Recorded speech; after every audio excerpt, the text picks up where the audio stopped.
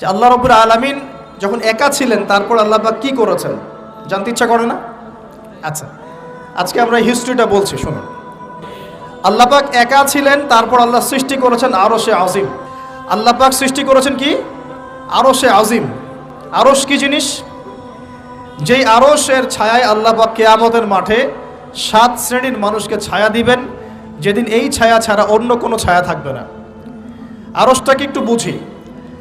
একটা হাদিসের মধ্যে নবী সাল্লাল্লাহু আলাইহি ওয়াসাল্লাম বলেছেন, নবীর নাম শুনলেই দরুদ পড়বেন, বলবেন সাল্লাল্লাহু আলাইহি ওয়াসাল্লাম। নবীজি বলছেন, দেখো এই পৃথিবী থেকে প্রথম মহাবিশ্বের দূরত্ব হচ্ছে 500 বছরের পথ। কত বছর? 500 বছর। এভাবে দ্বিতীয় মহাকাশ থেকে তৃতীয় মহাকাশ দূরত্ব 500 বছরের পথ। এইভাবে প্রত্যেক আসমানের মধ্যে দূরত্ব হচ্ছে কত বছরের পথ? 500।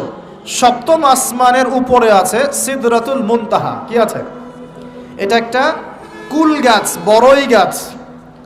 নাসা আবিষ্কার করতে পেরেছে, অতএব বিশ্ববাসী বিশ্বাস করবে না। নাসা যদি কালকে বলে হ্যাঁ পাওয়া গেছে সিদরাতুল মুনতাহা, তাহলে বিশ্ববাসী বিশ্বাস করবে। একটা শিরকি দর্শন চলছে, কুফরি দর্শন। ও যখন বলবে হ্যাঁ, তখন সবাই বলে হ্যাঁ, যখন তারা বলে না, সবাই বলে না। আল্লাহ পাকের ওহীর জ্ঞানের কোনো মূল্য নাই সবার কাছে, ইল্লা মাশাআল্লাহ। সিদরাতুল মুনতাহার উপরে আছে কুরসি। কি আছে? কুরসি। আল্লাহ পাকের কুরসি, যেটা আপনি আয়াতুল কুরসির মধ্যে পড়েন, ওয়াসিআ কুরসিয়ুহুস সামাওয়াতি ওয়াল আরদ, মানে আল্লাহ পাকের কুরসিটা আসমান জমিনকে ঘিরে রেখেছে।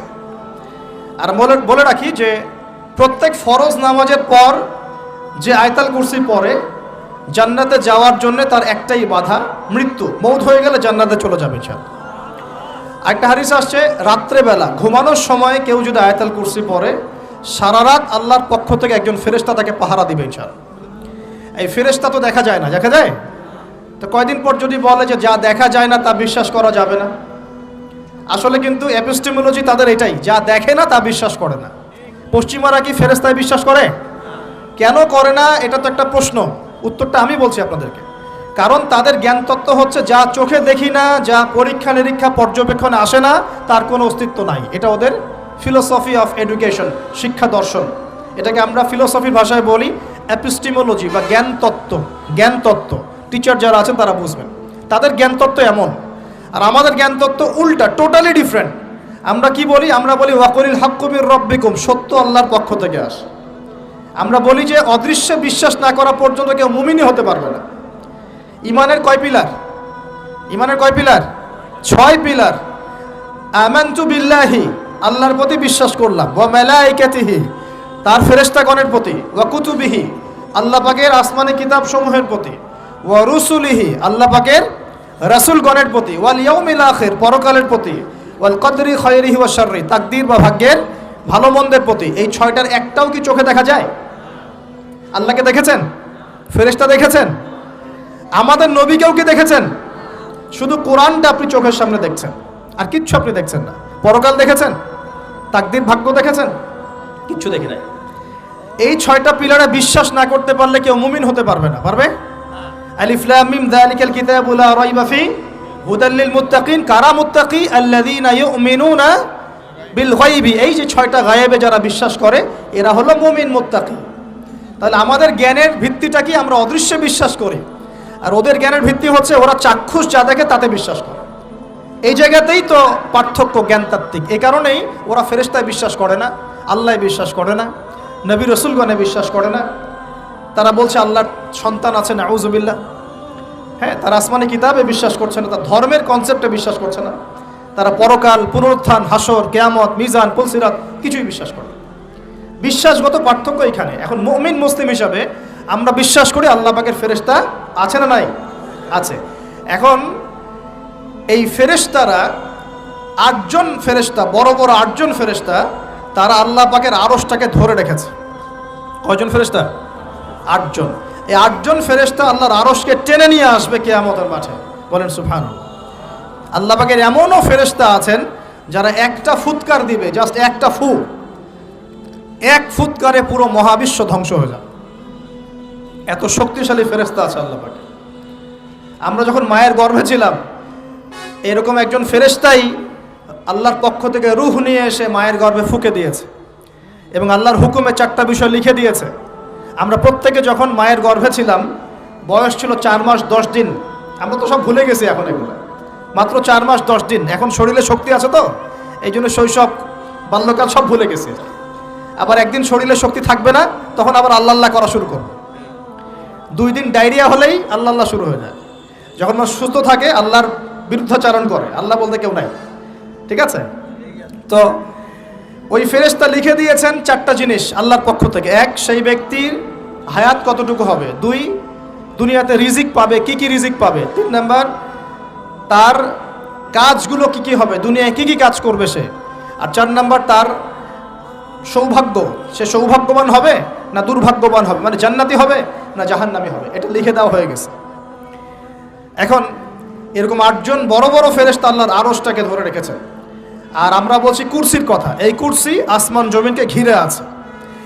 আর আয়াতুল কুরসি যে ব্যক্তি তেলাওয়াত করবে ইনশাআল্লাহ তাআলা আল্লাহর পক্ষ থেকে একজন ফেরেশতা তাকে সারা রাত পাহারা দিবে ইনশাআল্লাহ। কে অপরকে আল্লাহর জন্য মহব্বত করে।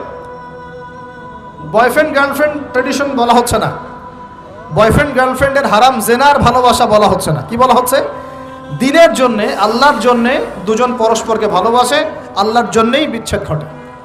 5 নাম্বার, সেই ব্যক্তি যাকে, যুবক ভাই শোনেন ভালো করে, সেই ব্যক্তি যাকে কোনো সুন্দরী নারী জেনার জন্যে ডাকে।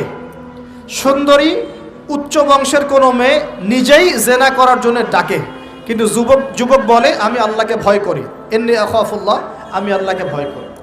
এরকম যুবক আছে এখনো বাকি সমাজে? এখন তো ইচ্ছা করেই মানুষ জেনা করে।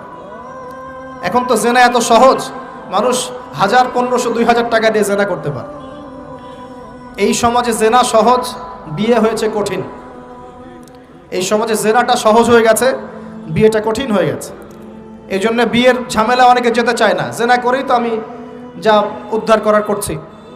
বিয়ে করলে খাওয়াতে হবে, নিজের পায়ে দাঁড়াতে হবে, এই লাগবে সেই লাগবে, সুবহানাল্লাহ। কিন্তু প্রিয় ভাই মনে রাখবেন, যদি আপনি জেনা থেকে বেঁচে থাকতে পারেন, আল্লাহ পাক আপনাকে সাক্ষাৎ মৃত্যুর হাত থেকেও বাঁচাতে পারেন। এটা আমি এমনি এমনি বলি নাই, আমি দলিল দিচ্ছি। জেনা এমন একটা পাপ, যেই পাপ থেকে যদি কোনো যুবক নিজেকে বাঁচাতে পারে, আল্লাহ পাক তাকে সাক্ষাৎ মৌতের হাত থেকেও বাঁচাতে পারবে ইনশাআল্লাহ। কিভাবে? 3 বন্ধু যাচ্ছে রাস্তা দিয়ে, হঠাৎ করে ঝড়, বন্ধু 3 জন ঢুকে গেল গুহার মধ্যে। কিসের মধ্যে? গুহায়, যে পাহাড়ি এলাকায় আপনারা থাকেন যারা, গুহার মধ্যে। হঠাৎ করে পাহাড়ের পাথর দিয়ে গুহার মুখটা বন্ধ হয়ে গেল। এখন খোলার কোনো অপশন নাই। সবাই বলছে এখন 3 জন, এখন তো আমরা বের হতে পারবো না। সবাই সবার নেক আমলের ওসিলা দিয়ে আল্লাহর কাছে দোয়া করো। কিসের ওসিলা দিয়ে? নেক আমলের ওসিলা দিয়ে দোয়া করতে হয়। যে হাদিস, মৃত মানুষকে ওসিলা করে তার জন্যে নজর মানত জবাই করে দোয়া করতে হয় না, নিজের নেক আমলের ওসিলা দিয়ে আল্লাহর কাছে দোয়া করতে হয়। আল্লাহ পাক এখন দোয়া শুনলেন। একজন বলছে আমি আমার পিতা মাতাকে খুব খেদমত করতাম, তাদেরকে দুধ পান না করে দুধ পান করাতাম না, নিজেও করতাম না, ছেলেদেরকে করাতাম না। আল্লাহ এই কাজটা তোমার ভালো লাগলে আজকে গুহার মুখ থেকে পাথর সরিয়ে দাও। পাথর একটু সরে গেল। পাথর আল্লাহর কথা শোনে কিনা? শোনে না? সবাই আল্লাহর কথা শোনে। আগুন আল্লাহর কথা শোনে কিনা? ইব্রাহিমের জন্য আগুন ঠান্ডা হয়ে যায় নাই? আচ্ছা, তারপরে আরেকজন দোয়া করছে, আল্লাহ আমার এক কর্মচারী ছিল, তার বেতন বাকি ছিল, সে বেতন না নিয়ে চলে গেছে, আমি সেই বেতনটা দিয়ে কিছু গবাদি পশু কিনেছি। আস্তে আস্তে গবাদি পশু বেড়েছে, অনেক দিন পর সে এসেছে টাকা চাওয়ার জন্য। তা আমি বলেছি সবই তোমার, সব নিয়ে চলে যাও। সে বলেছে আপনি কি ফাইজলামি করতেছেন আমার সাথে? আমার টাকা আমাকে দেন। বলছে না, তোমার টাকা দিয়ে আমি এটা কিনেছিলাম, আজকে বংশবৃদ্ধি হয়েছে, সব তোমার, নিয়ে যাও। সে নিয়ে গেল। সে বলছে আল্লাহ এই কাজ যদি তোমার সন্তুষ্টির জন্য করে থাকি, আজকে আমাকে বাঁচাও। পাথর একটু সরে গেল। এবার তৃতীয় ব্যক্তি, এই ছেলে বলছে, যুবক ছেলে, আল্লাহ আমার একজন চাচাতো বোন ছিল। কে ছিল? এই যে বয়ফ্রেন্ড গার্লফ্রেন্ড, খালাতো বোন, চাচাতো বোন, এখন তো বিচ্ছিরি অবস্থা। এখন এমন একটা অবস্থা, পশ্চিমা সভ্যতার রিপোর্টগুলো পড়ে দেখি, ভাইও বোনের সাথে জেনা করে। ওদের ওখানে নিজের আপন পিতার দ্বারাও মেয়ে সেক্সুয়াল হ্যারাসমেন্টের শিকার হয়। ওরা আমাদেরকে শেখায় এখন ভালো কোনটা মন্দ কোনটা। আর আমরাও আমাদের মাথাটা কবে যে বিক্রি করে দিলাম, ওদের কাছ থেকে ভালো মন্দ শিখতে হচ্ছে। কোরআন সুন্নাহ বাদ দিয়ে ওদের কাছ থেকে ভালো মন্দ শিখতে হচ্ছে। তো চাচাতো বোনকে সে খুব ভালোবাসতো। তাকে সে পেতে চাইতো, মানে তার সাথে সেক্সুয়াল সম্পর্ক করতে চাইতো। আমাকে 1000 বা 100 স্বর্ণ মুদ্রা দিতে পারো, দিনার, তাহলে আমি তোমার সাথে সেক্স করব, মানে জেনা করব, নাউজুবিল্লাহ। তো সেই ছেলে অনেক কষ্ট করে এই টাকাগুলো বা এই দিনারগুলো অর্জন করে, কামাই করে, দিনরাত পরিশ্রম করে, ঠিক আপনারা যেমন করছেন আর। তো এরপর সে তার স্বর্ণ মুদ্রা দেয়, দিয়ে বলে যে এখন আমাকে আমার কাজ করতে দাও। তখন সেই মেয়ে রাজি হয়। ঠিক যে মুহূর্তে তারা সেক্সুয়াল সম্পর্কটা করবে, ঠিক ওই মুহূর্তেই এই মেয়ে বলে ওঠে, হে আল্লাহর বান্দা, আল্লাহকে ভয় করো। আমি সারা জীবন আমার সতীত্বকে ধরে রেখেছি, কাউকে দেইনি, আমি কারোর সাথে এরকম অন্যায় করি নাই, আমি খারাপ মেয়ে নই, তুমি আমার ইজ্জতটা নষ্ট করো না। কে বলছে কথা? মেয়ে। ওই অবস্থা থেকে কি একটা ছেলের উঠে আসা সম্ভব? এটা কি এতটাই সহজ? এটা কিন্তু সহজ না। সত্যি কথা বলতে এই বিষয়টা কিন্তু এতটাও সহজ না। যারা অবিবাহিত তারা হয়তো বুঝতে পারবে না, বিবাহিতরা বুঝতে পারছে। তো ওই অবস্থা থেকে সেই টাকাগুলো না নিয়ে সেই স্বর্ণমুদ্রা মেয়েকে দিয়ে ওখান থেকে সেই ছেলে উঠে আসে আল্লাহর ভয়ে। সে এখন গুহার মধ্যে আটকা পড়েছে, আল্লাহকে বলছে, আল্লাহ ওই দিন ওই কাজ যদি তোমার সন্তুষ্টির জন্য করে থাকি, আজকে আমাকে মৃত্যুর হাত থেকে বাঁচাও। সমস্ত পাথর ধপধপ করে সরে গেল গুহার মুখ থেকে। এটা কিন্তু কোনো গাল গল্প না, এটা বনু ইসরায়েলের ঘটনা, সত্য ঘটনা। এই হাদিস থেকে আমি আপনাকে দলিল দিচ্ছি যে যদি জেনার মতো পাপ থেকে আমি সরে আসতে পারি, সাক্ষাৎ মৌত থেকে আল্লাহ বাঁচাতে পারে। প্রিয় ভাই, সেই যুবক আরশের ছায়া ছায়া পাবে যে তার যৌবনকালটাকে আল্লাহর পথে কাটিয়েছে, এবং যাকে কোনো সুন্দরী মেয়ে জেনার জন্য আহ্বান করে, সে বলে আমি আল্লাহকে ভয় করি। আমরা তওবা করি, আমরা কোনো প্রকার জেনার পাপে যাব না ইনশাআল্লাহ। যদি হারাম কোনো সম্পর্ক থেকে থাকে, আজকেই এই নাম্বার ডিলিট করে ফেলতে হবে। আল্লাহ পাক তৌফিক দান করুন। ডিলিট করার আগে আবার ফোন করে বলেন না যে আজকে থেকে আর কথা বলবো না, তাহলে এই কথা আর কোনোদিন শেষ হবে না।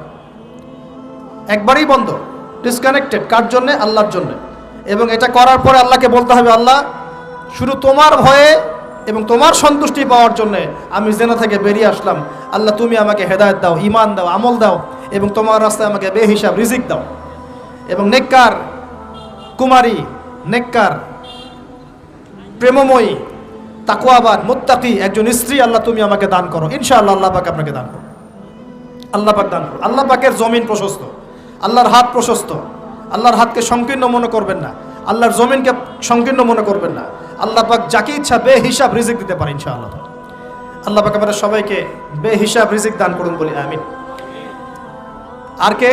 আর সেই ব্যক্তি যে এত গোপনে দান করে, যার বাহাত জানে না ডান হাত কি দান করেছে, যার বাহাত জানে না ডান হাত কি দান করেছে। আমাদের মতো নয় যে 10,000 টাকা দান করলে সবাইকে না জানানো পর্যন্ত ঘুম হচ্ছে না, এমন নয়।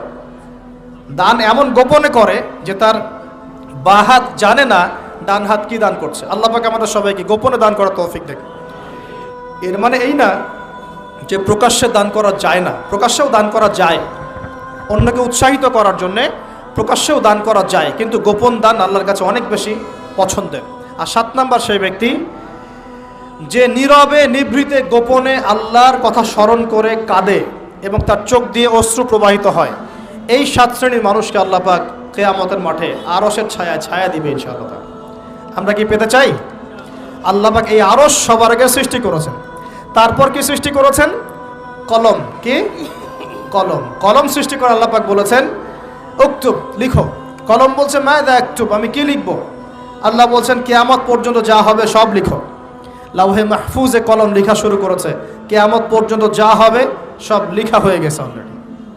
অতএব রিজিক নিয়ে আপনার টেনশন করার কোনো দরকার নাই, যা লেখা হয়েছে পাবেন ইনশাআল্লাহ।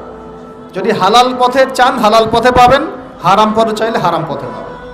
আপনি যা তাকদিরে আছে এর বাইরে আপনি কিছু পাবেন না, যতই চেষ্টা করেন। আল্লাহ পাক আমাদের সবাইকে তাকদির নিয়ে সন্তুষ্ট থাকার তৌফিক দান করুন। এই তো প্রথম বিশ্বযুদ্ধে কত মানুষ মারা গেছে? 3 থেকে 4 কোটি। 3 থেকে 4 কোটি। নবী সাল্লাল্লাহু আলাইহি ওয়াসাল্লাম এবং সাহাবীরা যত যুদ্ধ করেছেন ইসলামের জন্য, সবগুলো যুদ্ধের পরিসংখ্যান মিলালে 10,000 মানুষও মারা যায় নাই, 10,000ও না। আর তোমাদের শুধু প্রথম বিশ্বযুদ্ধেই 3 থেকে 4 কোটি মানুষ মারা গেছে। সেকেন্ড ওয়ার্ল্ড ওয়ারে মারা গেছে 7 থেকে 8 কোটি মানুষ। ভিয়েতনাম যুদ্ধে এরকম প্রায় 4 থেকে 5 লক্ষ, আরও বেশি হতে পারে। চায়নায়, রাশিয়ায়, আপনার ইতালিতে যে বড় বড় রেভলিউশনগুলো হয়েছে, দেখবেন লক্ষ লক্ষ মানুষ মারা গেছে, লক্ষ লক্ষ। এই যে শুরু হয়েছে ইউক্রেন রাশিয়া, এই যুদ্ধ এত তাড়াতাড়ি থামবে না, এই যুদ্ধ এত দ্রুত বন্ধ হবে না, এটা কন্টিনিউয়াসলি চলতে থাকবে। ওদের প্ল্যান ছিল সিরিয়াকে নিয়ে, সিরিয়াকে কেন্দ্র করে তার একটা মালহামা চেয়েছিল, গ্রেট ওয়ার, বিশ্বযুদ্ধ। ওটা হয়নি, আলহামদুলিল্লাহ হয় নাই, আলহামদুলিল্লাহ হয়নি। এখন নতুন পরিকল্পনা হচ্ছে এই যে ইউক্রেন রাশিয়া ইস্যু নিয়ে সারা ওয়ার্ল্ডে একটা ফেতনা সৃষ্টি করে। অলরেডি তারা ফেতনা সৃষ্টি করেই ফেলেছে, গ্যাসের দাম বেড়ে গেছে, তেলের দাম বেড়ে গেছে, এক্সপোর্ট ইম্পোর্ট কলাপস করছে, অনেক সমস্যা হচ্ছে। এবং এটাকে জিয়ে রাখা হচ্ছে অস্ত্র দিয়ে, প্রযুক্তি দিয়ে, হ্যাঁ, ট্যাঙ্ক দিয়ে, সমরাস্ত্র দিয়ে ওরা জিয়ে রাখছে যুদ্ধটাকে, যে চলুক, কন্টিনিউয়াসলি চলতে থাক। কারণ তাদের উদ্দেশ্য হচ্ছে পুরো বিশ্বে একটা ম্যাসাকার যুদ্ধ লাগানো। এটা আস্তে আস্তে আপনারা বুঝতে পারবেন, আমাকে কিছুই বলতে হবে না, আস্তে আস্তে আপনারা এমনি বুঝতে পারবেন। সারা বিশ্বে একটা গ্রেট ওয়ার হতে পারে, যেটাকে মিলিটারি অ্যাফেয়ার্স যারা বুঝেন তারা বলেন যে নিউক্লিয়ার ওয়ার বা পারমাণবিক যুদ্ধের কথা বলেন। এটা কিন্তু আমাদের দরজায় দাঁড়িয়ে আছে। আমরা দোয়া করি এমনটা না হোক, কিন্তু হতে পারে। আমরা দোয়া করি এমনটা না হোক, কিন্তু হতে পারে। হলে কি হবে সেই চিন্তা আমাদের করতে হবে। তো যারা বলে ইসলাম তরবারির জোরে ছড়িয়েছে, তাদের এইসব কথা বলার কোনো অধিকার নাই, এতে লজ্জা করা উচিত। কারণ শুধু ফার্স্ট ওয়ার্ল্ড ওয়ারেই 3 থেকে 4 কোটি মানুষকে তারা মেরে ফেলেছে। আল্লাহ পাক কি বলছেন? আল্লাহ পাক বলছেন, ইন্নী আ'লামু মা লা তা'লামুন, আমি যা জানি তোমরা তা জানো না। মানে আমার অনেক শুকরগুজার বান্দা থাকবে যারা আমার আনুগত্য করবে, আমার বিরুদ্ধাচরণ করবে না। আমরা ওই বান্দাদের অন্তর্ভুক্ত হতে চাই, আল্লাহ পাক কবুল করুন বলি। এটা বলে রাখি যে জান্নাতের 120টা কাতার হবে। কয় কাতার? 120 কাতার। এর মধ্যে 80টা কাতার হবে উম্মতে মুহাম্মাদের মধ্য থেকে, আলহামদুলিল্লাহ। এবার আল্লাহ পাক আদম আলাইহিস সালামকে সৃষ্টি করলেন নিজ হাতে। সূরা সাদের মধ্যে আল্লাহ পাক বলেছেন, খালাকতু বিয়াদাই, আমি নিজ হাতে ওকে সৃষ্টি করেছি। আল্লাহর হাত কেমন সেটা ব্যাখ্যা করার দরকার নাই, এগুলো নিয়ে চিন্তা করতে যাবেন না। আল্লাহ পাকের মতোই, কারোর সাথে সাদৃশ্যপূর্ণ নন। আল্লাহ পাক এবার আদম আলাইহিস সালামকে সৃষ্টি করে নাম শিক্ষা দিলেন। ওয়াল্লামা আদামাল আসমাআ কুল্লাহা, এই মহাবিশ্বের যত জ্ঞান আল্লাহ পাক আদম আলাইহিস সালামকে শিক্ষা দিলেন। বলেন সুবহানাল্লাহ। এখান থেকে দলিল পেলাম আমাদের পিতা বানর থেকে হয় নাই, আমাদের পিতাকে আল্লাহ পাক সৃষ্টি করেছেন। আমাদের পিতাকে কে সৃষ্টি করেছেন? আল্লাহ রাব্বুল আলামিন। তাও আবার নিজ হাতে, মানে কি? ভালোবাসা দিয়ে, ভালোবেসে, মহব্বতের সাথে। এই খলাকতু বিয়াদাই, আমি নিজ হাতে সৃষ্টি করেছি, এই কথা মানুষ ছাড়া, আদম আলাইহিস সালাম ছাড়া অন্য কারোর জন্য আল্লাহ পাক বলেন নাই। অন্য সবার জন্য আল্লাহ পাক বলেছেন, ইযা আরাদা শাইআন আইয়াকুল লাহু কুন ফায়াকুন। যখন আল্লাহ পাক কিছু করতে চান খালি বলেন কুন, হও, ফায়াকুন, হয়ে যায়। ওখানে আল্লাহ পাক বলেন নাই সাগর সৃষ্টি করেছে হাত দিয়ে, এই গ্রহ নক্ষত্র সৃষ্টি করেছে আমার হাত দিয়ে। আল্লাহ পাক এমনটা বলেন নাই। আদম আলাইহিস সালামকে আল্লাহ পাক কত মহব্বত করেন, আল্লাহ পাক বলছেন যে আমি তাকে আমার নিজ হাতে সৃষ্টি করেছি। আর আজকে তোমরা শেখাচ্ছ মানুষকে, আস্তাগফিরুল্লাহ, যে মানুষ বানর থেকে হয়ে যায়। কত বড় কুফরি, কত বড় শিরক, কত বড় লজ্জা। নিজের সম্মান মানুষ নিজেভাবে নষ্ট করতে পারে, নিজের সম্মান নিজে নষ্ট করতে পারে। আমাদেরকে আল্লাহ সৃষ্টি করেছেন আদম আলাইহিস সালাম থেকে। তারপরে যান, শুধু সৃষ্টি করেন নাই, আল্লাহ পাক সমস্ত নাম শিক্ষা দিয়েছেন। নাম মানে এখানে শুধু নাম, মঙ্গল, নেপচুন, প্লুটো এগুলো না। নাম মানে হচ্ছে জ্ঞান। নাম মানে কি? জ্ঞান। একটা এক্সাম্পল দেই, যখন আপনি বাচ্চাকে বলেন যে A for Apple, A for কি? অ্যাপল যে শিখাচ্ছেন, অ্যাপল বলতে কিন্তু সে শুধুমাত্র একটা ওয়ার্ড শিখে না, ও কিন্তু শিখে অ্যাপল মানে একটা এমন কিছু যেটা খেতে হয়। কি করতে হয়? খেতে হয়। যখন আপনি শেখান এ ফর অ্যান্ট, ও বুঝতে পারে অ্যান্ট হচ্ছে একটা সৃষ্টি, এটা চলাচল করে, কালো কালো দেখতে, ও কিন্তু মাথার মধ্যে ওটা ছবি এঁকে নেয়। তো এটা নাম মানে শুধু নাম না, জ্ঞান। আল্লাহ পাক আদম আলাইহিস সালামকে সমস্ত জ্ঞান শিক্ষা দিলেন। আল্লামাল ইনসান মা লাম ইয়ালাম, আল্লাহ বলছেন আমি মানুষকে সেই জ্ঞান শিক্ষা দিয়েছি যা মানুষ জানতো না। মানে আমরা সৃষ্টিগতভাবে জ্ঞানী ছিলাম না, আল্লাহ পাক জ্ঞান শিক্ষা দিয়েছেন। কোন জ্ঞান শিক্ষা দিয়েছেন? যে জ্ঞান ফেরেশতাদেরও ছিল না। বলেন সুবহানাল্লাহ। আল্লাহ পাক জ্ঞান শিক্ষা দিয়ে ফেরেশতাদের সামনে নিয়ে গিয়ে বলছেন, তোমরা এই নামগুলো বলো দেখি। ফেরেশতারা বলছেন, লা ইলমা লানা ইল্লা মা আল্লামতানা, আল্লাহ আমাদের তো সেই জ্ঞান নাই, যা আপনি শিখিয়েছেন অতটুকুই জানি, এর বেশি জানি না। এবার আল্লাহ পাক বলছেন, ইয়া আদম আম্বিহুম বিআসমাইহিম, আদম তুমি সব নাম বলে দাও দেখি। আদম আলাইহিস সালাম সমস্ত নাম ধর করে সব বলে দিলেন। আমাদের পিতা জ্ঞানী ছিলেন না ছিলেন না? আল্লাহ পাক নিজে তাকে জ্ঞান শিক্ষা দিয়েছে। আর আমরা বলছি মানুষ আস্তাগফিরুল্লাহ অন্য প্রাণী থেকে আসছে। সুবহানাল্লাহ, কত অদূরদর্শী মানুষেরা, কত সুদূর প্রসারী একটা কুফরি মতবাদ।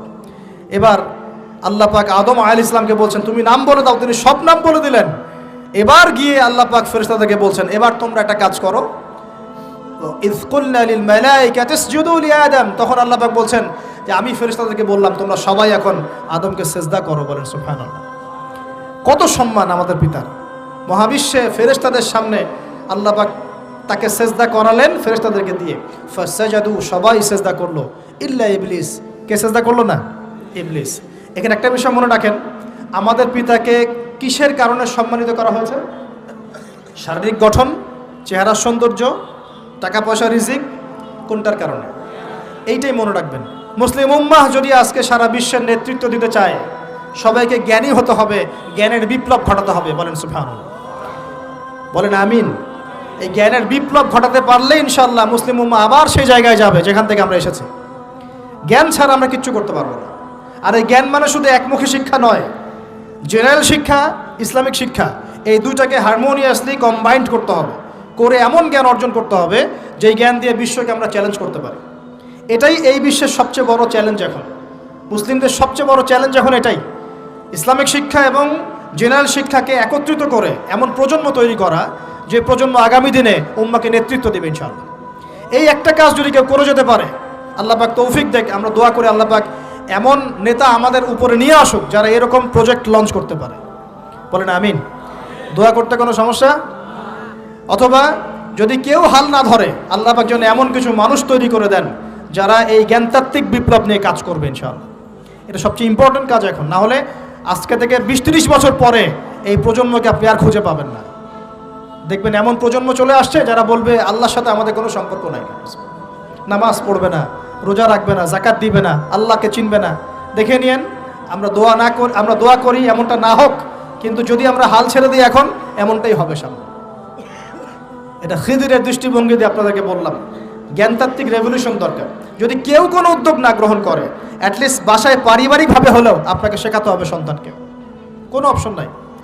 এবার ফাসাজাদু, সবাই সিজদা করেছে, ইল্লা ইবলিস, ইবলিস করে নাই। কেন করছে না? ইবলিসের সমস্যাটা কি? ইবলিসকে আল্লাহ পাক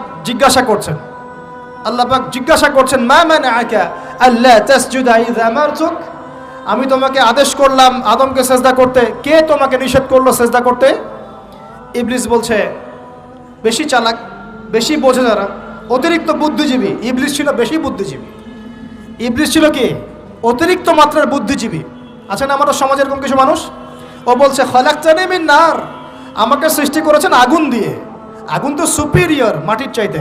ও খলাকতাহু মিন তিন, আর আপনি এই আদমকে সৃষ্টি করেছেন মাটি থেকে, কাদা মাটি দিয়ে, আমি কেন আদমকে সিজদা করতে যাব?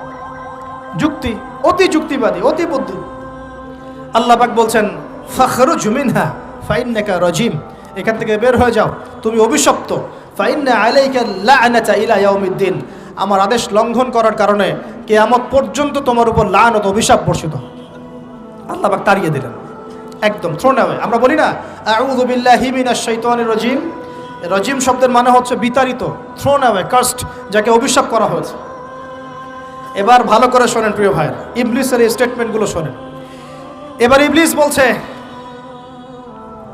রব্বি আনজিরনি ইলা ইয়াউমি ইউবআসুন। এই স্টেটমেন্টটা ভালো করে শোনেন। ইবলিস বলছে রব্বি, হে আমার রব।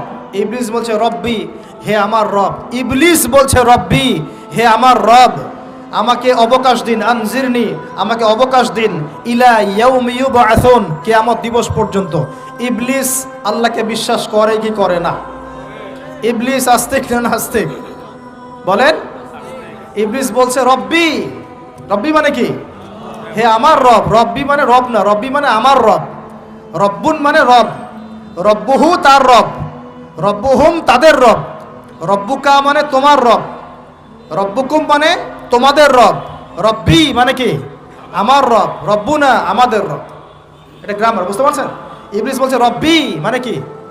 হে আমার রব আনজিরনি, আমাকে অবকাশ দিন, ইলা ইয়াউমি ইউবআসুন, কিয়ামত দিবস পর্যন্ত। ইবলিস আস্তিক না নাস্তিক? তাহলে এখন বলেন তো, আমরা যারা দুনিয়াতে আল্লাহকে অস্বীকার করছি তারা ইবলিসের চেয়ে বড় না ছোট? দলিল দিলাম তো, নাকি এমনি এমনি বললাম? আচ্ছা, আল্লাহ পাক বলছেন যাও, ফাইন্নাকা মিনাল মুনজারিন, তোমাকে অবকাশ দেয়া হলো, কারণ কিয়ামত পর্যন্ত সময় আল্লাহর কাছে খুব বেশি কিছু না, একদিনেরও কম, অল্প সময়, একটা সকাল একটা সন্ধ্যার মতো। ঠিক আছে, দিলাম, যাও। এবার ইবলিস চ্যালেঞ্জ করছে। এই চ্যালেঞ্জটা আমাদের সবাইকে মনে রাখতে হবে, সারা জীবন ইবলিসের এই স্টেটমেন্টটা মনে রাখতে হবে। সেটা কি? ইবলিস বলছে ফাবিমা আগওয়াইতানি, সূরা আরাফ পড়ে দেখবেন। ইবলিস বলছে ফাবিমা আগওয়াইতানি, আপনি যে আদমের কারণে আমাকে আজকে বের করে দিলেন জান্নাত থেকে, লাআকুদান্না লাহুম সিরাতাকাল মুস্তাকিম, আমি সেই আদমের সরল পথে ওত পেতে বসে থাকবো, চুপটি ঘাপটি মেরে বসে থাকবো, ঘাপটি মেরে ওর জন্য বসে থাকবো। আর সুম্মা লাতিয়ান্না মিন বাইনি আইদিহিম, আমি অবশ্যই তার সামন থেকে আসবো। সুম্মা লাতিয়ান্নাহুম মিন বাইনি আইদিহিম, আমি আদম সন্তানদের সামন থেকে আসবো, সামন থেকে মানে সরাসরি ওয়াসওয়াসা দিব। ওয়া মিন খালফিহিম, পেছন থেকে আসবো মানে পিছন থেকে ওয়াসওয়াসা দিব। ওয়া আন আইমানিহিম, ডান দিক থেকে ওয়াসওয়াসা দিব। ওয়া আন শামাইলিহিম, বাম দিক থেকে আসবো। ওয়ালা তাজিদু আকসারাহুম শাকিরিন, আপনি বেশিরভাগ আদম সন্তানকে শুকরগুজার পাবেন না। ইবলিস ঠিক বলেছে না ভুল বলেছে? বেশিরভাগ মানুষ নামাজ পড়ে না, বেশিরভাগ মানুষ সুদ খায় কি খায় না, বেশিরভাগ মেয়ে এখন বেপরদায় চলে কি চলে না, বেশিরভাগ মানুষ এখন অন্যায় করে কি করে না, বেশিরভাগ মানুষই আল্লাহ থেকে দূরে চলে। ইবলিস কিন্তু ঠিকই বলেছে, ঠিক বলে নাই? আচ্ছা, আল্লাহ পাক বলছেন ঠিক আছে যাও, তোমার চ্যালেঞ্জ তোমার জায়গায়, তবে আমার বান্দারা যদি সারা জীবনও অন্যায় করার পরে একবার, যদি খালি একটাবার মন থেকে তাওবাতান নাসুহা মানে প্রকৃত তওবা করে, খালেস তওবা করে, আল্লাহর কাছে ফিরে আসে, বলে আস্তাগফিরুল্লাহ, আল্লাহ আমাকে মাফ করে দাও, রব্বিগফির ওয়ারহাম, আল্লাহ মাফ করো, ক্ষমা করো, আস্তাগফিরুল্লাহাল্লাযী লা ইলাহা ইল্লা হুয়াল হাইয়ুল কাইয়ুম ওয়া আতুবু ইলাইহি, বা আমার কাছে একটাবার যদি মাফ চায়, ক্ষমা চায়, তার সারা জীবনের গুনাহ আমি মাফ করে দেব ইনশাআল্লাহ। আর কি চাই? ওই যে বললাম না, আমাদেরকে ভালোবেসে আল্লাহ সৃষ্টি করেছেন। এবার ইবলিস চলে গেল, আর আদম আলাইহিস সালামের পাঁজর থেকে আল্লাহ পাক সৃষ্টি করলেন হাওয়া আলাইহিস সালাম। বলে সুবহানাল্লাহ। কারণ সঙ্গিনী ছাড়া আমরা চলতে পারবো না, পারবো? যারা চিরকুমার সঙ্গে নাম লেখাচ্ছ, এগুলো থেকে বের হয়ে আস। এখন চিরকুমার থাকার টেন্ডেন্সি মানুষের, চিরকুমার থাকতে হবে কেন? সঙ্গীর দরকার আছে কি নাই? আছে। একা একা লাগে, মানুষ একা একা চলতে পারে না। ইব্রাহিম আলাইহিস সালাম একা চলে আসছেন, তার সাথে সারা আলাইহিস সালাম ছিলেন। আমাদের নবীজি যখন একা, তার সাথে খাদিজা রাদিয়াল্লাহু আনহা ছিলেন। ঠিক আছে? ঠিক একইভাবে আদম আলাইহিস সালাম একা একা জান্নাতে, আল্লাহ পাক তার পাঁজর থেকে সৃষ্টি করলেন কাকে? হাওয়া আলাইহিস সালাম। বলে রাখি, হাওয়া আলাইহিস সালাম ছিলেন পৃথিবীর সবচেয়ে সুন্দরী নারীদের একজন। দুজন নারীকে সবচেয়ে সুন্দরী বলা হয়, কয়জন? একজন হাওয়া আলাইহিস সালাম, আর একজন ইব্রাহিম আলাইহিস সালামের স্ত্রী সারা আলাইহিস সালাম। মনে থাকবে? এখানে মনে রাখবেন, নিজে যদি পবিত্র থাকেন, নিজের চরিত্রকে পবিত্র রাখেন, ইনশাআল্লাহ আপনি সব দিক থেকে ভালো একজন মেয়ে পাবেন ইনশাআল্লাহ। নিজের চরিত্র ঠিক থাকবে না, জেনা করবেন, 10 ঘাটের পানি খেয়ে আসবেন, দেখবেন যাকে বিয়ে করেছেন ও 15 ঘাটের পানি খেয়ে আসছে। সতর্ক থাকবেন, আল্লাহ পাক হেফাজত করুন বলি আমিন। এবার তারা দুজন জান্নাতে থাকতে লাগলেন। আল্লাহ পাক বলছেন, একটু মনোযোগ দেন, আল্লাহ বলছেন যে তোমরা দুজন জান্নাতে থাকো। ফাকুলা মিনহা রাগাদান হাইসু শি'তুমা, জান্নাতে যা ইচ্ছা তোমরা খাও, কোনো সমস্যা নেই, থাকো খাও। ওয়ালা তাকরাবা হাদিহি শাজারা, কিন্তু একটা আদেশ করছি তোমাদেরকে, এই যে গাছটা দেখছো, এই গাছের কাছেও যাবে না। শব্দগুলো বোঝার চেষ্টা করো। আল্লাহ পাক বলছেন না যে গাছের ফল খাবে না, আল্লাহ পাক বলছেন গাছের কাছেও যাবে না। ঠিক যেমন আল্লাহ বলছেন ওয়ালা তাকরাবু আমওয়ালাল ইয়াতীম, এতিমের মালের কাছেও যাবে না। আল্লাহ বলছেন না এতিমের মাল খেও না। আল্লাহ বলছেন ওয়ালা তাকরাবু জিনা, জেনার কাছেও যেও না। আল্লাহ কিন্তু বলছেন না জেনা করো না। ঠিক একই ভাষায় আল্লাহ পাক বলছেন ওয়ালা তাকরাবা হাদিহি শাজারা, তোমরা দুজন এই গাছের কাছেও যাবে না। দ্যাটস অল, আর কোনো সমস্যা নাই, জান্নাতে থাকো। এবার তারা জান্নাতে থাকতে লাগলেন। থাকতে থাকতে এক পর্যায়ে ইবলিস ওয়াসওয়াসা দেওয়া শুরু করলো। কি ওয়াসওয়াসা দিল যে আমাদের পিতামাতা সেখানে চলে গেলেন? ভাবার বিষয় তো নাকি? কি এমন বলল ইবলিস যে তা আমাদের পিতামাতা রিসিভড হয়ে গেলেন? এই কথাটা আছে সূরা তাহায়। কোন সূরা? সূরা তাহা পড়ে দেখবেন, আল্লাহ পাক বলছেন ইবলিস আমাদের পিতাকে বোঝাচ্ছে, বলছে ইয়া আদম, হে আদম, হাল আদুল্লুকা, আমি কি তোমাকে জানিয়ে দিব, আমি কি তোমাকে জানিয়ে দেব, খবর দিব, আলা শাজারাতিল খুলদি ওয়া মুলকিন লা ইয়াবলা, এমন একটা গাছের কথা কি জানিয়ে দিব যেই গাছের কাছে গেলে বা তার ফল খেলে তুমি দুটো জিনিস পাবে, চিরস্থায়িত্ব পাবে, কোনোদিন মরবে না, আর বিশাল ক্ষমতার মালিক হবে। এক পর্যায়ে পিতা মাতা চলে গেলেন, ফল খেয়ে ফেললেন, যদিও বা ফল খাওয়ার কথাটা কোরআনে নাই, কোরআনে আছে তারা গাছের কাছে চলে গেলেন। কি হলো গাছের কাছে যাওয়ার পরে? ফালাম্মা যাকাশ শাজারা, ফালাম্মা যাকাশ শাজারা, আল্লাহ পাক বলছেন যখন তারা গাছের কাছে চলে গেলেন, ভাই লক্ষ্য করেন, যখন তারা গাছের কাছে চলে গেলেন প্রথম যে ঘটনা ঘটলো, বাদাত লাহুমা সাওআতুহুমা, তাদের যে কাপড় ছিল জান্নাতের কাপড়, গায়ে কাপড়টা ধাপাস করে খুলে পড়ে গেল। এখানে যদি আপনার কাপড়টা খুলে যায় কেমন লাগবে? বা কেউ যদি জোর করে কাপড় আপনার খুলে ফেলে কেমন লাগবে?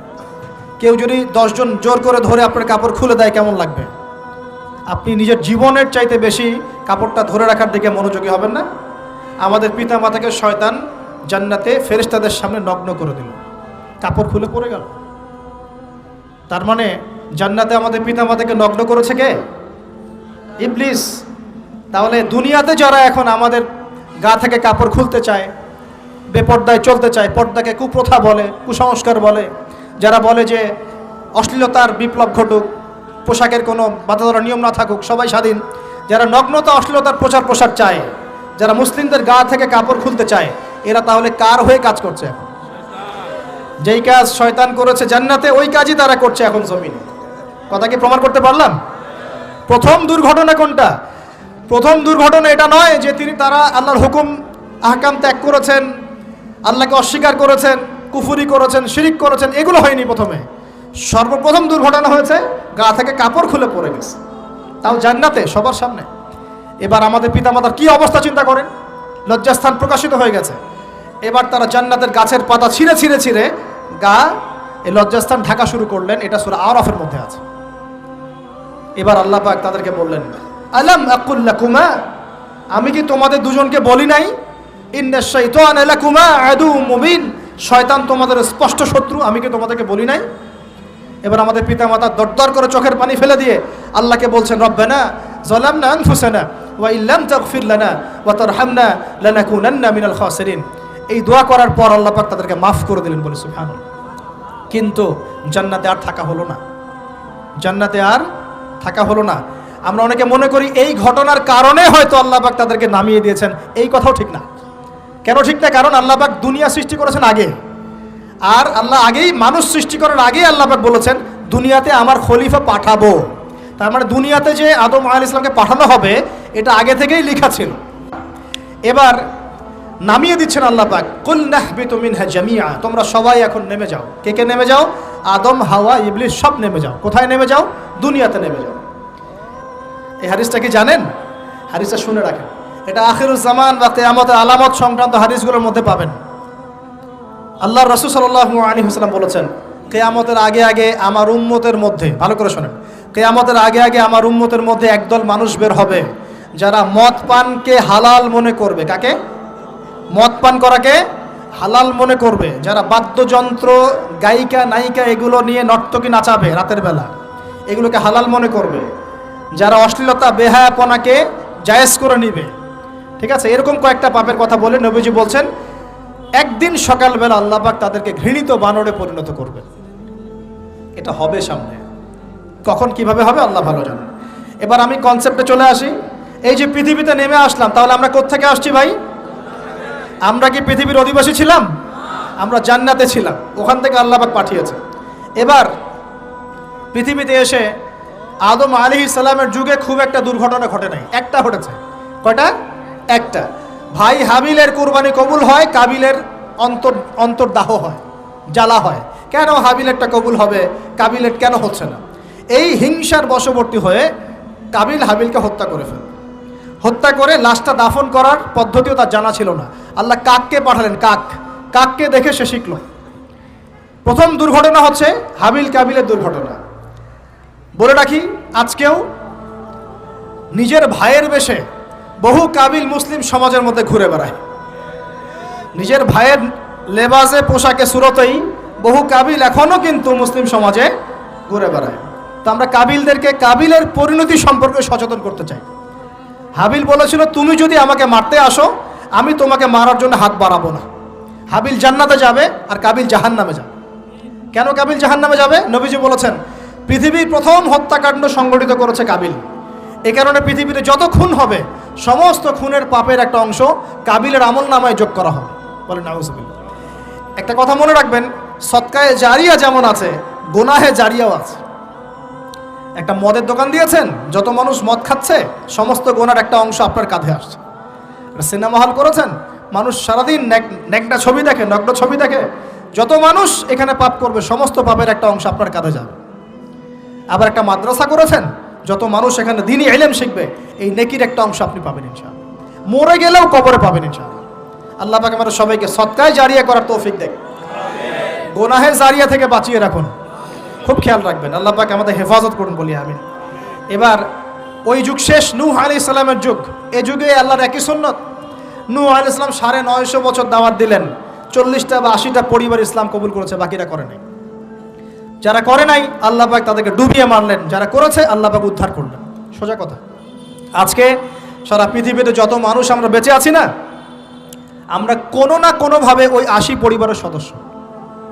আমরা ভাই ভাই বা আমরা ওই ফ্যামিলি, 80 ফ্যামিলির অন্তর্ভুক্ত। কীরকম করে? নূহ আলাইহিস সালামের 4 সন্তান ছিল। কয় সন্তান?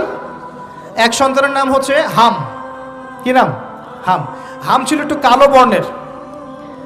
হামকে দিয়ে আফ্রিকার কন্টিনেন্টে যত মানুষ দেখছেন ব্ল্যাক স্কিনের, কালো স্কিন, এরা সবাই হামের বংশধর। মজা না বিষয়টা? মানুষের অস্তিত্ব পৃথিবীতে, ইতিহাস, এগুলো খুব ইন্টারেস্টিং টপিক। ইতিহাস পড়তে থাকলে আপনি ডুবে যাবেন। কত কি যে বিশ্বে হয়েছে আর কত কিছু হবে সামনে, সুবহানাল্লাহ। তখন আপনার অস্তিত্ব জানান দিবে যে আমি কত ক্ষুদ্র, মহাবিশ্ব কত বড়, আল্লাহ কত বড়, কত সময় চলে গেছে আর আমি এই সময় কি করছি। এক ভাইয়ের নাম শাম। এই শামকে কেন্দ্র করে এই আরবের যে মানুষগুলো আছে, আরব, অ্যারাবিয়ান, এরা শামের বংশধর।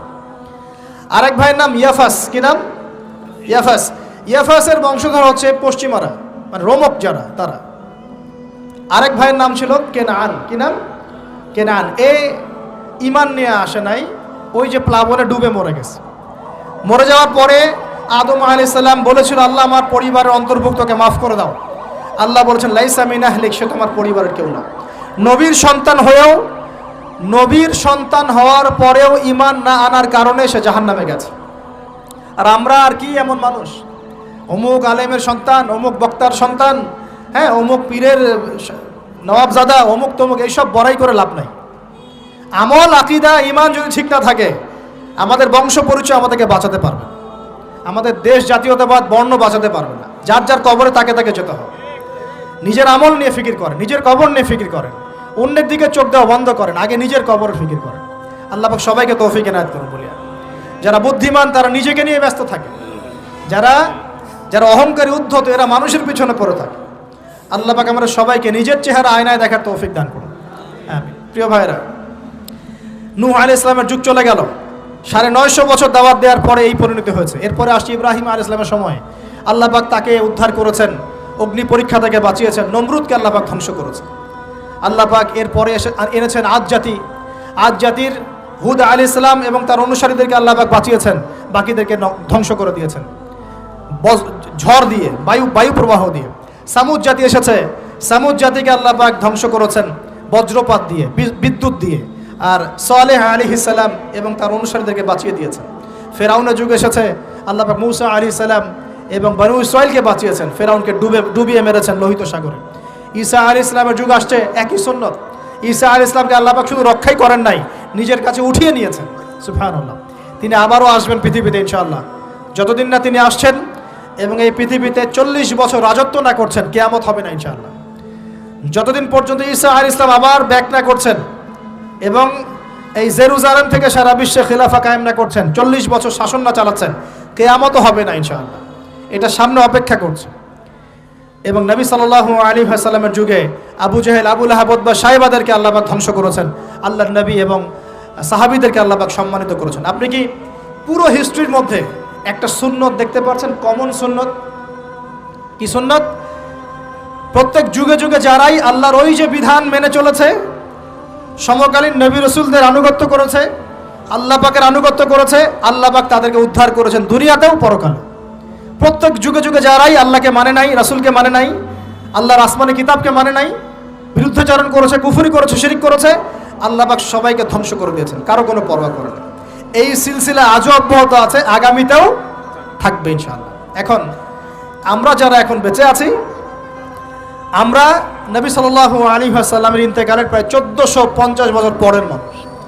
আল্লাহর নবী এসেছেন এমন সমাজে, যে সমাজে শিরকের পাপ চলছে, সুদের পাপ চলছে, দুর্নীতি চলছে, আপনার কন্যা সন্তানকে জীবিত হত্যা করা হচ্ছে, আপনার মাদকদ্রব্যের সয়লাভ চলছে, মেয়েদের অধিকার দেওয়া হচ্ছে না, হ্যাঁ, গোত্রীয় হানাহানি চলছে। ওই সমাজটাকে তিনি 23 বছরের মধ্যে পাল্টে ফেললেন। কত বছর? 23 বছর। কিভাবে পাল্টালেন? উত্তর, তিনি প্রথমে জ্ঞানের চর্চা করেছেন। কিসের চর্চা? জ্ঞানের। আল্লাহ পাক প্রথম ওহী নাযিল করেছেন, ইকরা বিসমি রাব্বিকাল্লাযী খালাক, পড়ুন আপনার রবের নামে যিনি আপনাকে সৃষ্টি করেছেন। নবী সাল্লাল্লাহু আলাইহি ওয়াসাল্লাম সাহাবীগণ কোরআনের 6টা হক আদায় করেছেন। কয়টা হক? 6টা। তারা কোরআন পড়া শিখেছেন। আমরা সবাই কোরআন পড়া শিখবো তো ইনশাআল্লাহ? তারা কোরআনের অর্থ শিখেছেন। আমরা কোরআনের অর্থ শিখবো তো ইনশাআল্লাহ? তারা কোরআনের আদেশগুলো মেনেছেন। আমরা কোরআনের সব আদেশ মানবো তো ইনশাআল্লাহ? তারা কোরআনের সমস্ত নিষেধগুলো বর্জন করেছেন। আমরা নিষেধ বর্জন করবো তো ইনশাআল্লাহ? তারা কোরআনের দাওয়াত মানুষের কাছে পৌঁছে দিয়েছেন। আমরা কোরআনের দাওয়াত দিব তো ইনশাআল্লাহ? এবং 6 নাম্বার, তারা কোরআনের বিধানগুলোকে বাস্তবায়ন করেছেন। আমরাও বাস্তবায়নের চেষ্টা করবো তো ইনশাআল্লাহ? এই 6টা হক আদায়ের ফলে 23 বছরের ব্যবধানে জাহেলি মক্কা একদম সোনালী মক্কায় পরিণত হয়েছে। 23 বছর পরের মক্কায় আপনি কোনো সুদ পাবেন, কোনো শিরক পাবেন, কোনো মূর্তি পূজা পাবেন, কোনো মেয়ের অবমাননা পাবেন, কোনো জেনা, কোনো ব্যভিচার, কোনো ধর্ষণ, কিচ্ছু পাবেন? 23 বছর পরের মক্কায় কোনো পাপ পাবেন না। কিভাবে সমাজ পরিবর্তন হলো? এই কোরআনের হক আদায়ের মধ্য দিয়ে হয়েছে, নবীর সুন্নাত প্রতিষ্ঠার মধ্য দিয়ে হয়েছে। এরপর কি থেমে গিয়েছিল? উত্তর, না। এরপর আবু বকর সিদ্দিকের যুগ এসেছে, প্রায় 2 থেকে 2.5 বছর তিনি শাসন কার্য চালিয়েছেন। ওই যুগে কি মানুষ আবার খারাপ হয়ে গিয়েছিল? উত্তর, না। বরং ইসলাম আরও বেগবান হয়েছে, আলহামদুলিল্লাহ। এরপর এসেছে ওমর রাদিয়াল্লাহু আনহুর যুগ। কত বছর? প্রায় 10 বছর। কত বছর? 10 বছর। এই 10 বছরে কি মুসলিমরা আবার খারাপ হয়ে গিয়েছিল? ওমর রাদিয়াল্লাহু আনহুর কোর্টের মধ্যে কি প্রতিদিন কেস আসতো? সারা বছরে একটা কেসও আসতো না। মানুষ এত ভালো ছিল, সারা বছরে একটা কেসও আসতো না। বরং যারা রাষ্ট্রীয় পর্যায়ে দায়িত্বশীল ছিল, তারা এসে বলতো যে আমাদের ভাতাগুলো বন্ধ করে দেন, বসে বসে বেতন নিব কেন, কোনো তো কেসই আসে না, বসে থাকবো কেন? এরকম সমাজ ছিল। একজন ব্যক্তি খুঁজে পাওয়া যেত না যে নামাজ পড়ে না, একজন মুসলিম পাওয়া যেত না যে যাকাত দেয় না সামর্থ্য থাকলে, এমন মুসলিম খুঁজে পাওয়া যেত না যে কোরআন পড়তে জানে না, হাদিসের চর্চা করে না, যে দাওয়াতি কাজ করে না, যে আল্লাহর পথে দাওয়াত এবং জিহাদে আত্মনিয়োগ করে না, এমন মুসলিমই খুঁজে পাওয়া যেত না। এরপরে আসলো উসমান রাদিয়াল্লাহু আনহুর যুগ। ওই যুগে ফিতনা শেষের দিকে সৃষ্টি হওয়া শুরু হলো। কোন বিষয়কে কেন্দ্র করে? কোরআন সংকলনকে কেন্দ্র করে ফিতনা সৃষ্টি হলো। আতাতায়ীদের, বিদ্রোহীদের হাতে উসমান রাদিয়াল্লাহু আনহুকে নির্মমভাবে শাহাদাত বরণ করতে হয়েছে। তিনি প্রায় 12 বছর শাসন কার্য চালিয়েছেন। ইসলাম আরও এগিয়ে গেছে। এরপর এসেছে আলী রাদিয়াল্লাহু আনহুর যুগ। আলী রাদিয়াল্লাহু আনহুর খেলাফতে ওই উসমান রাদিয়াল্লাহু আনহুর ঘটনাকে কেন্দ্র করে, হত্যাকাণ্ডকে কেন্দ্র করে মুয়াবিয়া রাদিয়াল্লাহু আনহু এবং আলী রাদিয়াল্লাহু আনহুর মাঝখানে একটা ব্যাটল, একটা যুদ্ধ হয়ে গেছে। এর নাম হলো সিফফিনের যুদ্ধ। কিসের যুদ্ধ? সিফফিন। যাই হোক, এক পর্যায়ে আলী রাদিয়াল্লাহু আনহুকে এরকম বিদ্রোহীদের হাতে, খারেজিদের হাতে শহীদ হতে হয়। বলেন ইন্না লিল্লাহি ওয়া ইন্না ইলাইহি রাজিউন। তারপরে হাসান রাদিয়াল্লাহু আনহু অল্প কয়েকদিন শাসন কার্য চালান। তারপর উম্মার ঐক্যের খাতিরে তিনি তার শাসন কার্যের ভারটাকে মুয়াবিয়া রাদিয়াল্লাহু আনহুর হাতে সোপর্দ করে দেন, যা ছেড়ে দিলাম। মুয়াবিয়া রাদিয়াল্লাহু আনহুর সময় থেকে উমাইয়াদের শাসন শুরু হয়। উমাইয়ারা শাসন করেছে প্রায় 132 হিজরি পর্যন্ত। কত হিজরি? 132 হিজরি পর্যন্ত, প্রায় 92 ইয়ার্স, 90-92 বছর তারা শাসন করেছে। এ সময় ইসলাম আরও এগিয়ে গেছে, পিছিয়ে যায় নাই। ফিতনা এসেছে, দমন করা হয়েছে। মুসলিমরা বীর দর্পে বিশ্বের বুকে শাসন কার্য চালিয়েছে। এরপর এসেছে আব্বাসীয়দের খেলাফত। জাব নদীর যুদ্ধে উমাইয়াদের পরাজয়ের পরে আব্বাসীয়রা ক্ষমতায় আসে। তারাও ইসলামকে এগিয়ে নেওয়ার চেষ্টা করছিল, ইসলাম এগিয়ে যাচ্ছিল, জ্ঞান বিজ্ঞানের প্রসার হচ্ছিল। আলহামদুলিল্লাহ, ইসলাম পিছিয়ে যায় নাই, মুসলিমরা পিছিয়ে যায় নাই। সারা বিশ্বে দাপটের সাথে আমরা চলেছি। তারপর আস্তে আস্তে ওই আব্বাসীয়দের পতন শুরু হলো। কাদের হাতে? এই তাতারিদের হাতে, মঙ্গোলিয়ানদের হাতে। মাত্র 40 দিনের ব্যবধানে পুরো বাগদাদের মধ্যে প্রায় 20 থেকে 25 লক্ষ মানুষকে হত্যা করা হয়েছে। বাইতুল হিকমা ধ্বংস করে দেওয়া হয়েছে, লাইব্রেরি ধ্বংস করে দেওয়া হয়েছে, বইপত্রকে নদীতে ফেলে দেওয়া হয়েছে। তারা ছিল উগ্র জাতি। মঙ্গোলিয়ানদের নাম শোনেন নাই? হালাকু খান নাম শুনেছেন? চেঙ্গিস খান, হালাকু খান নাম শোনেন নাই? ওদের হাতে মুসলিমদের ব্যাপক দমন পীড়ন সহ্য করতে হয়েছে। এভাবে যুগে যুগে তারপর ক্রুসেডাররা আসছে, ক্রুসেড 1টা 2টা 3টা ক্রুসেড হচ্ছে। আস্তে আস্তে উসমানীয়দের রাইজিং হয়েছে, ফাতেমি খেলাফত এসেছে, মামলুকদের শাসন এসেছে, এদিকে মোগলরা শাসন করেছে, কর্ডোভার দিকে আব্দুর রহমান তারা শাসন করেছে। মানে এক কথায় সারা বিশ্বে মুসলিম শাসন ছিল। অটোমান এম্পায়ার 1923 এই সময়ের দিকে, 1914 থেকে 1923 এই সময় পর্যন্ত অটোমান এম্পায়াররাই বিশ্বে ছিল। তারপরে মুসলিমরা আস্তে আস্তে রাষ্ট্র ভাগ করে ফেলেছে, প্রত্যেক রাষ্ট্র টুকরা টুকরা হয়ে গেছে, ইউনিটি নষ্ট হয়ে গেছে, রাষ্ট্রের ভিতরে বিভিন্ন ফাসাদ তৈরি করে দেওয়া হয়েছে, মুসলিমদের ঐক্য ভেঙে গেছে, ইকোনমি দুর্বল হচ্ছে, সব মিলিয়ে আজকে মুসলিমদের আজকে এই অবস্থা হচ্ছে। আমাদের এখন যুবকরা চিনে না আল্লাহকে, নামাজ পড়তে মানুষ খুঁজে পাওয়া যাচ্ছে না, যাকাত দেওয়ার মানুষ পাওয়া যায় না, রমজান মাসে পার্ট টাইম রোজা রাখে, পার্ট টাইম তারাবি পড়ে, পার্ট টাইম জুমায় আসে, পার্ট টাইম ঈদে নামাজ পড়ে। প্রজন্ম আস্তে আস্তে এই জায়গায় চলে আসছে, আল্লাহকে চিনে না, রাসূলকে চিনে না, ইসলামের হিস্ট্রি জানে না, আমাদের শেকড় জানে না। এমনি এমনি হয়নি, লাস্ট 100 বছরে এই জায়গায় আমরা আসছি। লাস্ট 100 বছরের হিস্ট্রি ভালো করে পড়ে দেখবেন, বলার সময় নাই এখানে। লাস্ট 100 বছরের হিস্ট্রি পড়ে দেখবেন যে জায়গায় আমরা ছিলাম সেখান থেকে একদম তলানিতে নেমে চলে আসছি। এখন প্রশ্ন হচ্ছে, এই অবস্থায় কি চিরস্থায়ী থাকবো নাকি এখান থেকে আমরা সামনে যাব? সামনে যে এমনি এমনি যাওয়া হবে না এটা নিশ্চিত। সামনে যাওয়ার জন্য কিছু কাজ এবং ক্রাইটেরিয়া মেনটেন করতে হবে। আমরা জানি এরপরে আসবে ইমামুল মাহদির শাসন, তারপরে আসবে নবী ঈসা আলাইহিস সালামের শাসন, তারপরে দাজ্জালকে মেরে ফেলা হবে।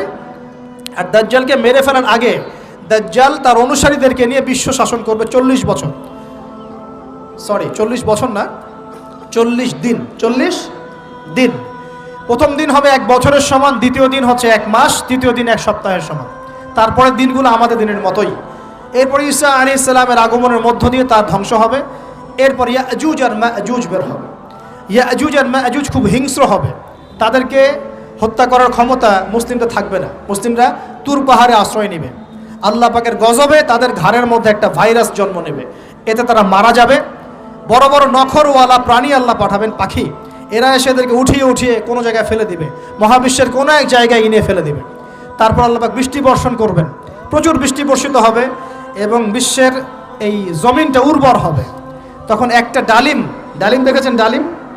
একটা ডালিম একটা পরিবার খাবে, একটা ডালিমের খোসার মধ্যে একটা পরিবার আশ্রয় নিতে পারবে, এত বড় বড় ফসল হবে। 40 বছর ঈসা আলাইহিস সালাম এই বিশ্বকে শাসন করবেন ন্যায়ের ভিত্তিতে, আদালতের ভিত্তিতে। ঘাটে মহিষে 1 ঘাটে পানি খাবে, বাঘে মহিষে 1 ঘাটে পানি খাবে, কেউ কার উপর জুলুম করবে না। এরপর তার বিয়ে শাদী হবে, সন্তান হবে এবং তার ইন্তেকালও হবে স্বাভাবিকভাবে, এবং তাকে দাফন করা হবে নবী মুহাম্মদ সাল্লাল্লাহু আলাইহি ওয়াসাল্লামের কবরের পাশে, রওজার পাশে। এরপরে মানুষ আবার খারাপ হওয়া শুরু করবে, এতটা খারাপ হবে যে মানুষ রাস্তার মোড়ে মোড়ে জেনা ব্যভিচারে লিপ্ত হবে, কুকুর শিয়ালের মতো। এই অবস্থায় পশ্চিম দিক থেকে সূর্য উঠবে এবং ব্যবসায়ী ব্যবসা করতে বসেছে, কাপড় খুলেছে, এই কাপড় গুটিয়ে নেওয়ার আগে কিয়ামত হয়ে যাবে। একজন ব্যক্তি পানির বোতল খুলেছে, পানি মুখে দেওয়ার আগেই কিয়ামত হয়ে যাবে। একজন ব্যক্তি বাসা থেকে বের হয়েছে, বাসায় ফেরত যাওয়ার আগে কিয়ামত হয়ে যাবে। উঠকে পানি পান করানোর আগে কিয়ামত হয়ে যাবে। ওই সময় তওবার দরজা বন্ধ হয়ে যাবে। এই ইসরাফিল আলাইহিস সালাম সিংহায় ফুঁক দিয়ে দিবেন, মহাবিশ্ব ধ্বংস হয়ে যাবে। আল্লাহ পাক দ্বিতীয় ফুৎকারের মধ্য দিয়ে আবার সবাইকে উঠাবেন এবং এই দুনিয়ার জীবনে আমরা যে কাজগুলো করেছি এর হিসাব আমাদেরকে দিতে হবে। সেদিন যদি আমরা আল্লাহর কাছে প্রত্যেকটা কাজের হিসাব দিতে পারি, কোরআন সুন্নাহর উপর থাকতে পারি, আল্লাহর বিধিবিধান মেনে চলতে পারি, এই কারাগারের জীবনে আল্লাহর বিধান মেনে চলতে পারি, ইনশাআল্লাহ যেই জান্নাত থেকে আসছি আবার সেখানে ফিরে যাবো ইনশাআল্লাহ। আর যদি ওই দিন আমরা হিসাব দিতে ব্যর্থ হই, আল্লাহ না করুক, তাহলে ওই ইবলিসের সাথে, তার অনুসারীদের সাথে আমাদের সবাইকে জাহান্নামে থাকতে হবে বলে নাউজুবিল্লাহ। এভাবে হিস্ট্রি শুরু হয়েছে, হিস্ট্রি শেষ হবে। এই দুনিয়া চিরস্থায়ী হবে না, আর আমাদের অবস্থা এমন থাকবে না। এখন শেষ কথা হচ্ছে, এই অবস্থা থেকে উত্তরণের জন্য আমাদের কি করণীয় আছে? উত্তর, আমাদের প্রথম দরকার জ্ঞান চর্চা। কি দরকার ভাই? জ্ঞান চর্চা, প্রচুর জ্ঞান চর্চা প্রয়োজন। জ্ঞান নাই কিছুই করতে পারবো না। দ্বিতীয় কাজ হলো আমাদের সবার দরকার জানা অনুযায়ী আমল করা। জানা অনুযায়ী আমল করা, যে যত বেশি জানি আমল করার চেষ্টা করি। আল্লাহ পাক তৌফিক দান করুন। এরপর দরকার আদর্শ পরিবার গড়ে তোলা। পারিবারিক আদর্শ সুন্দর হলে পরে সমাজটা সুন্দর হবে ইনশাআল্লাহ। আল্লাহ পাক আমাদের সবাইকে আদর্শ পরিবার গড়ার তৌফিক দান করুন। দিনদার মেয়েকে বিয়ে করবেন, দিনদার ছেলেকে বিয়ে করবেন, অল্পে তুষ্ট থাকবেন, পরিবারের বিষয়ে সবর করবেন এবং সন্তান সন্ততিদেরকে মানুষ করে যাওয়ার চেষ্টা করবেন। এরপর দরকার আমাদের হালাল রিজিক। সবাই যদি হালাল রিজিকে সন্তুষ্ট থাকি, সমাজের মধ্য থেকে অন্যায় এমনি অটোমেটিক কমে যাবে ইনশাআল্লাহ। প্রত্যেকটা কাজ করার আগে চিন্তা করব কিভাবে করলে হালাল হবে, কিভাবে করলে হারাম হবে। এরপর দরকার নবী সাল্লাল্লাহু আলাইহি ওয়াসাল্লামের সুন্নাহ মাফিক জীবন গড়া। 24 ঘন্টার দিন রাতে যে কাজগুলো আছে, এই কাজগুলোকে নবীর সুন্নত অনুযায়ী করার চেষ্টা করব। আল্লাহ পাক তৌফিক দান করুন বলি আমি।